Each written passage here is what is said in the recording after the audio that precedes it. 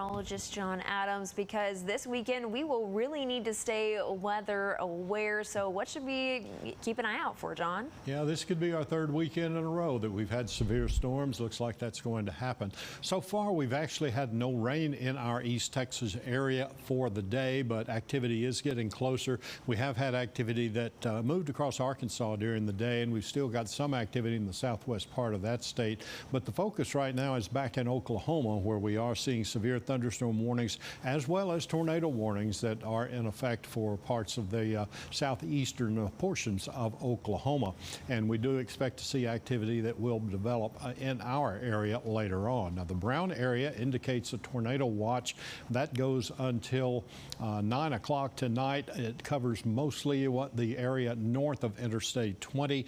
And I look for this to be expanded at least a little further southward as those storms develop off to our west and start to move into East Texas. So it could take in parts of the area south of I-20 later on during the evening.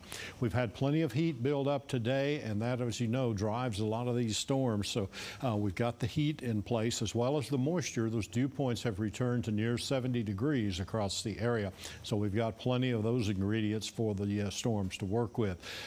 We do have a chance of all types of severe weather in the area. The primary threat is going to be hail, quarter to hen-size hail, 1 to 2 inch diameter. There's a 45% chance of that happening up around the Mount Pleasant vicinity, a 30% chance in the red area here that does take in Tyler and Longview, and a 15% chance that you could see that size hail within the yellow area that takes up a large part of the rest of the area, including deep East Texas. We also have a damaging wind probability at 15% in the yellow areas. You can see that covers just about all of East Texas. We could have winds of 60, 65, maybe even 70 miles per hour produced by some of these storms, a 5% chance in the brown area. And finally, the tornado probability, 5% within 25 miles of any point in the brown area that you see there.